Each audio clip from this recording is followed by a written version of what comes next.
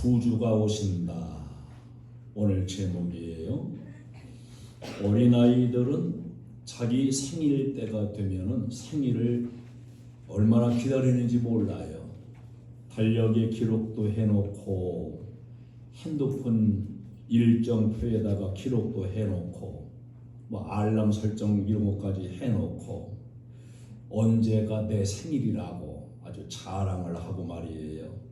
선물도 받고 싶고 용돈도 받고 싶고 그래서 생일을 자랑하고 그렇습니다. 만약에 생일날 자기가 좋아하는 사람이 찾아온다면 아주 기분이 좋겠지요.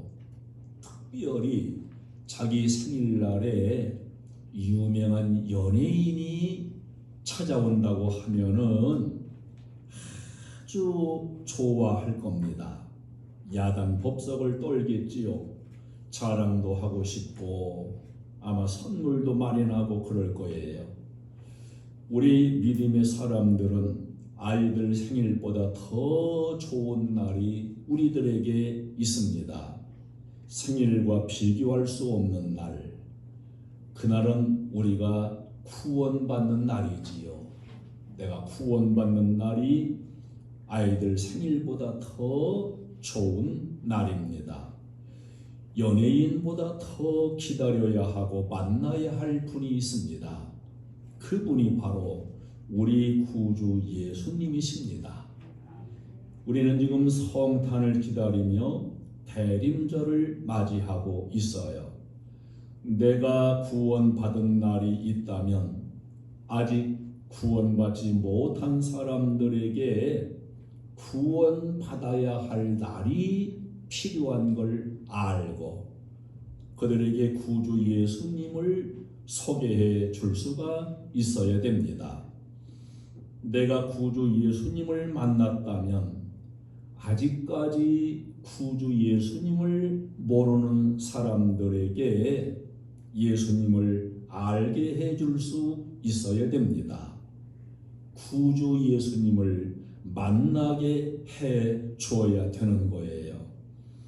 이 대림절 절기에 우리가 구주 예수님을 아이들이 생일을 기다리는 것보다 더 사모하면서 기다려야 그래야 마땅한 우리의 자세이고 또 다른 사람들에게 구주 예수님을 알려주고 소개해 주어야 될 줄로 믿습니다.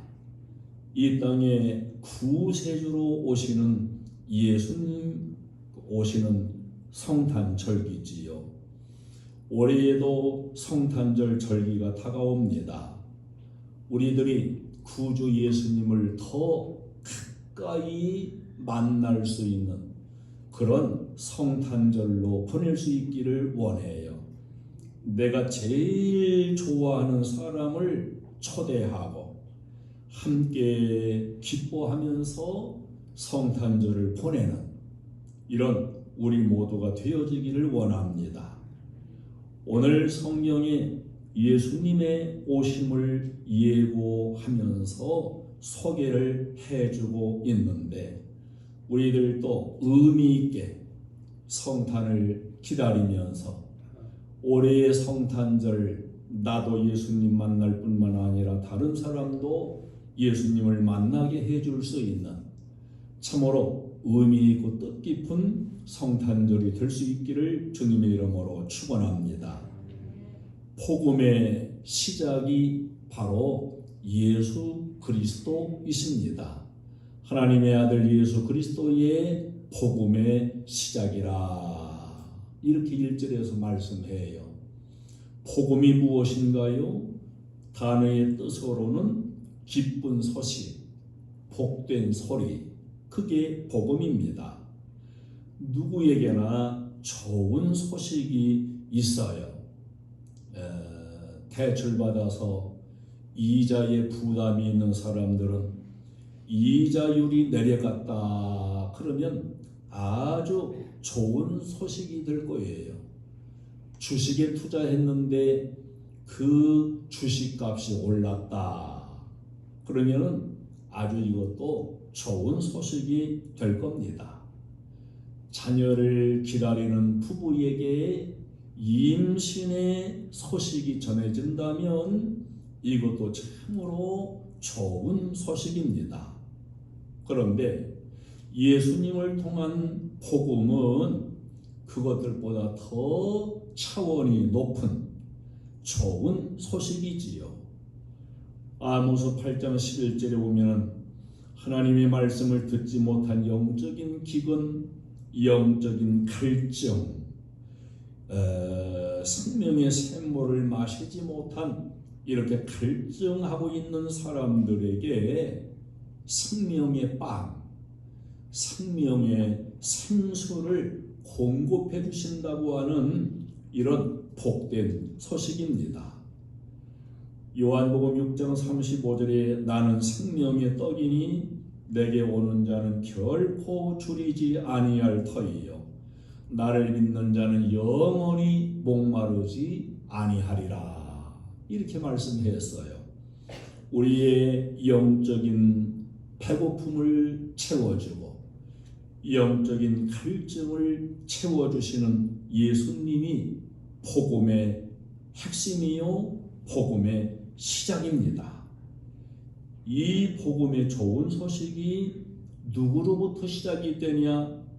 바로 구주 예수님으로부터 시작이 되는 것이라고 오늘 본문은 증거해 줍니다. 예수님은 하나님의 아들이십니다. 하나님께서 아들을 보내셔서 우리에게 생명의 떡을 주시고 생명의 생명수 샘물을 허락해 주십니다. 우리에게 주어진 구원과 복음은 하나님께서 계획을 하시고 그리고 아들이신 예수 그리스도를 통해서 완성해 주시는 은총이고 완성된 선물인 것을 알 수가 있습니다. 복음의 핵심이 바로 예수 그리스도이십니다.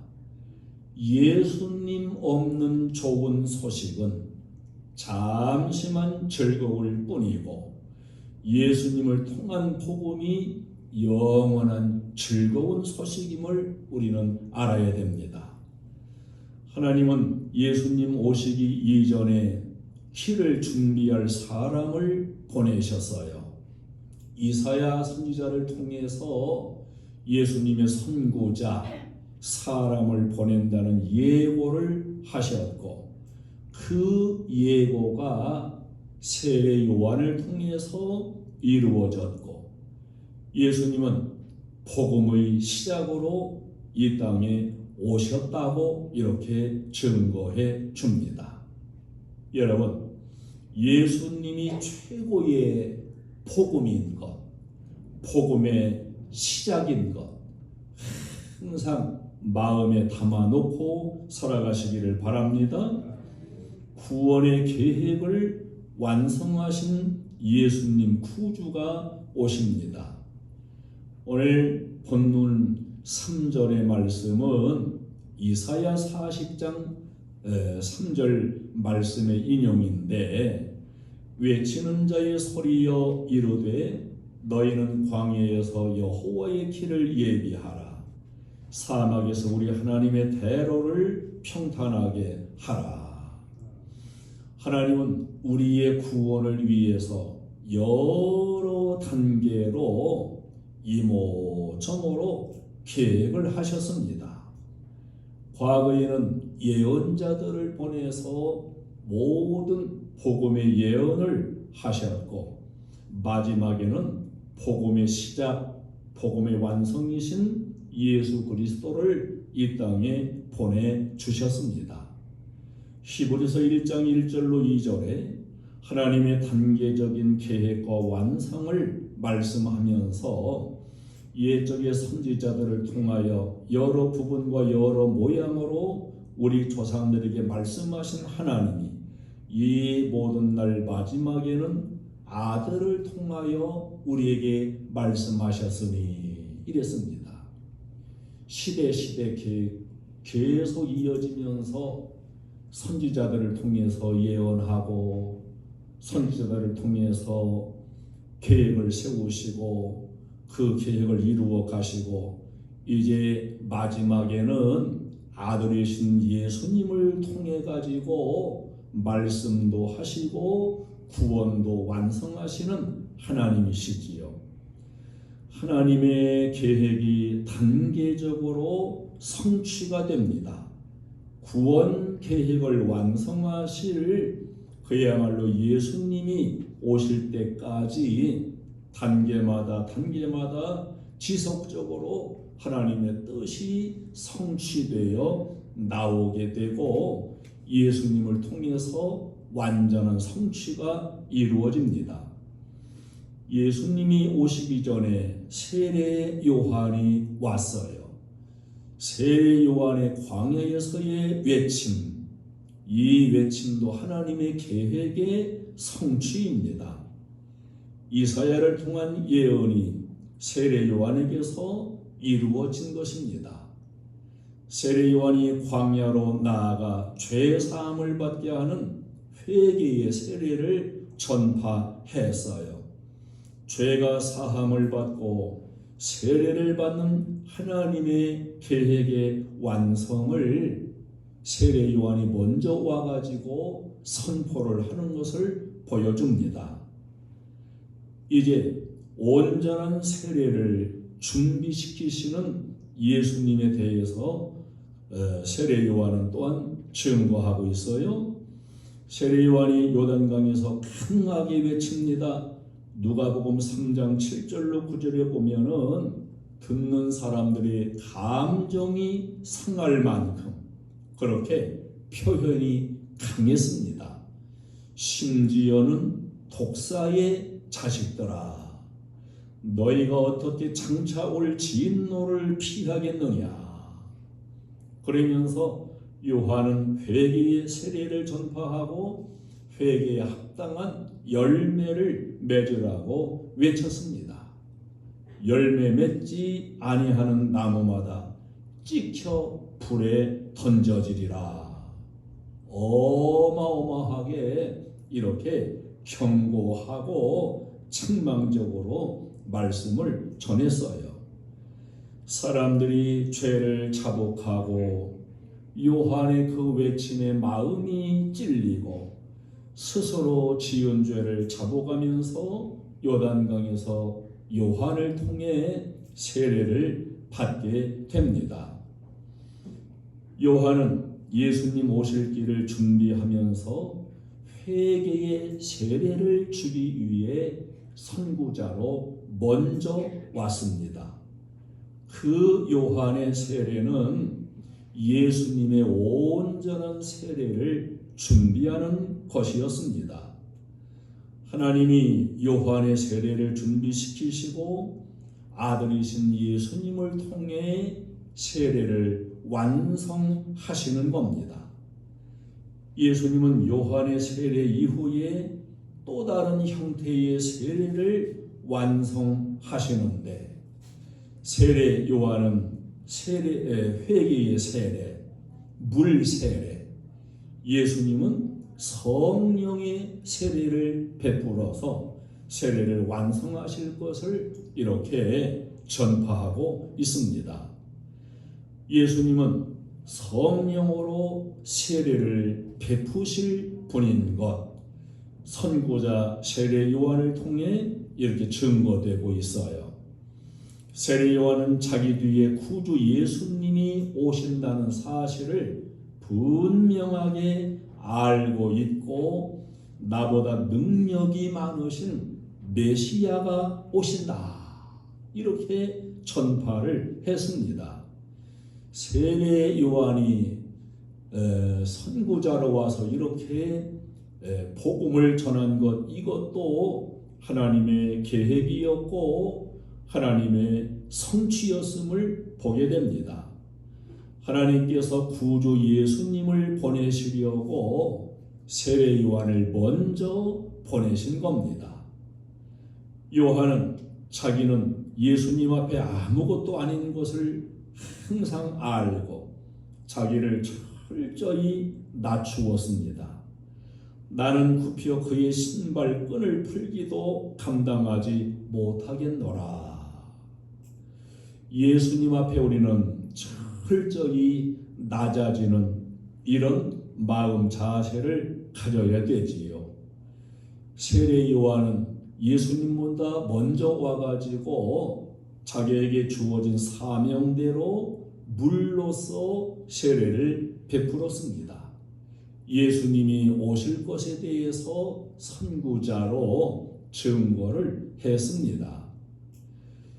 하나님이 구주 예수님을 보내시기 위해 가지고 이렇게 세례 요한을 먼저 보내시고 세례 요한을 통해 회개의 세례, 물로 세례를 베풀게 했어요. 그러나 자기 뒤에 오시는 하나님의 아들 구주 예수님은 성령으로 세례를 베푸신다. 이렇게 전파하고 있습니다. 누가복음 1장 15절을 보면 세례 요한은 어머니의 태중에서부터 성령의 충만을 입었다고 이렇게 증거합니다.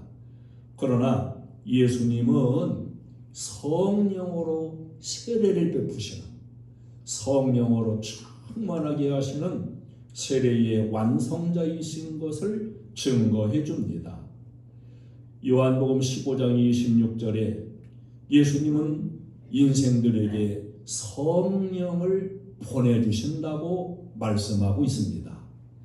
예수님이 아버지 하나님께 구하여 성령을 보내주시는 분, 성령으로 세례를 베푸시는 분, 그 성령이 오셔서 우리의 구원을 확증해 주시는 것입니다. 예수님께서 구주로 오십니다. 그 오시는 대림절을 우리가 지금 보내고 있습니다. 죄사함과 세례를 완성하시고 성령을 보내주셔서 우리의 구원을 완전히 이루시고 우리의 구원을 확증해 주시는 그러한 구주이십니다. 우리는 구주 예수님이 오심을 기다리는 그런 지금 시점 앞에 있는 거예요. 예수님이 구주로 오시는데 그러면 어떤 자세로 이 땅에 오신 예수님을 우리가 맞이해야 될 것이냐, 어떤 자세로 성탄을 기다려야 할 것이냐. 오늘 3절에서 너희는 주의 길을 준비하라, 그의 오실 길을 곧게 하라, 이렇게 말씀하고 있습니다. 이사야 40장 4절에서는 골짜기마다 도두어지며 산마다 언덕마다 낮아지며 고르지 아니한 곳이 평탄하게 되며 험한 곳이 평지가 될 것이며 이렇게 증거하고 있습니다. 이 땅에 구주로 오신 예수님이 나에게 오시기 위해서 우리는 낙심과 절망의 골짜기를 도두어야 됩니다. 말씀으로, 은혜로, 성령으로 도두어서 채워야 됩니다.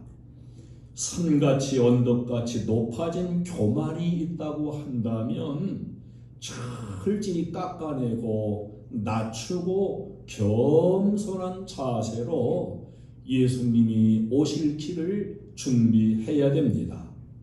고르지 아니한 울퉁불퉁한 곳이 평탄하게 돼야 돼요. 험한 곳이 평지가 될 것이라고 했습니다.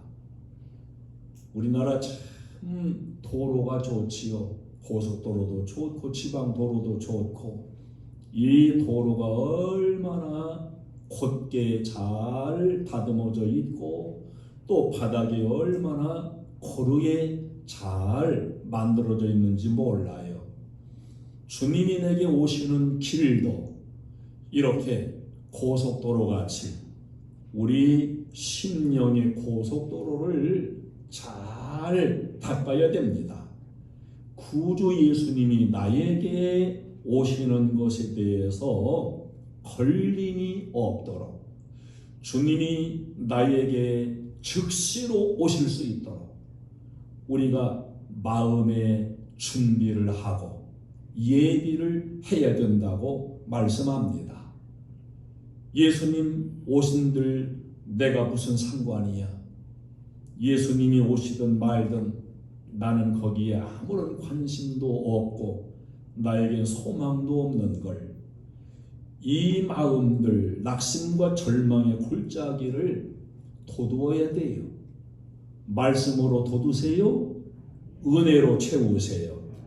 산같이 언덕같이 높아져 있는 교만이 있다고 한다면 철저히 낮추고 겸손한 자세로 내게 오실 구주 예수님을 맞이할 수 있는 그런 마음 자세가 되어지기를 바랍니다. 고르지 아니한 울퉁불퉁한 그런 장소들, 험한 그러한 장소들 평탄하게 되고 그야말로 평지가 되고 고속도로 같이 이렇게 잘 열려지면 우리 주님이 내 심령 속에, 우리 가정 속에 막힘이 없이 그야말로 고속같이 나에게 찾아오실 것입니다. 여러분, 마음을 잘 다듬고 이 대림절을 보낼 수 있기를 바랍니다.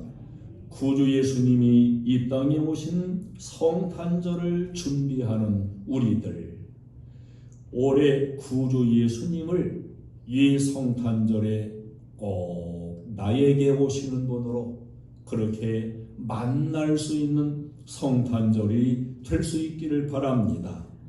하나님의 구원 계획을 완성하신 예수님, 그 예수님을 내 마음에, 내 가정에, 내 삶에, 그야말로 예수님이 올해의 성탄절에 나에게 탄생해서 찾아오실 수 있는 이런 성탄절로 우리가 준비하고 보낼 수 있기를 바랍니다. 내가 제일 좋아하는 사람, 그 사람을 초대하고 함께 기뻐하며 함께 이 성탄에 구주 예수님을 찬송하고 영광 돌리고 구원의 은총을 함께 입는 이런 의미 있는 성탄절, 우리가 잘 준비하고 맞이하고 어느 해보다도 의미 있는 그런 성탄절기가 되어지기를 주님의 이름으로 축원합니다.